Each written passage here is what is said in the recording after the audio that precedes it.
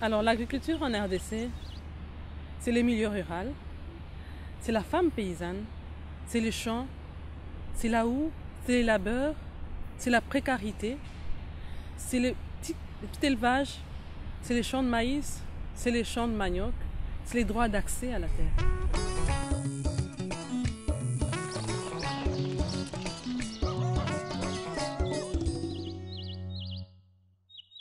La situation de la RDC présente un paradoxe indescriptible. Nous avons 800 000 km, sur 800 000 km de terre, il n'y a que 10% qui sont exploités à ce jour. Mais cependant, nous retrouvons les milieux ruraux 75% de la population congolaise. Et qui pourtant souffrent de misère et de faim. Alors, l'agriculture est essentiellement portée par la femme paysanne. C'est la principale actrice dans le milieu rural et qui agit au quotidien dans la production agricole.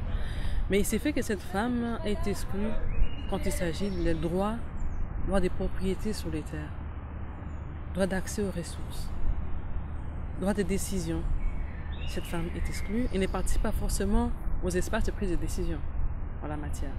C'est pour cela qu'une association que nous accompagnons, qui répond au DAFOFEL, une association de promotion de la femme de Lukula, agit pour essayer d'aider les femmes paysannes à se structurer en réseau pour pouvoir revendiquer comme il se doit leurs droits, mais également elle essaie d'accompagner les coopératives agricoles féminines. Alors sur 1400 membres de compte AFOFEL, on peut compter au moins 80% de femmes qui sont regroupées pour essayer de revendiquer leurs droits, mais aussi de consolider leur travail des exploitations familiales, de façon à ce qu'elles arrivent justement à écouler leurs produits comme il se doit. SOS Fin appuie ces structures, cette association de femmes dans le coup afin de les aider à mener à bien leur plaidoyer, de renforcer leur structuration.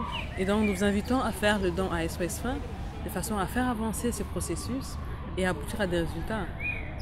En tout cas, tous ceux-là qui auront investi dans ce secteur seront au moins fiers d'avoir répondu ou bien d'avoir secouru des populations en péril. Je vous remercie.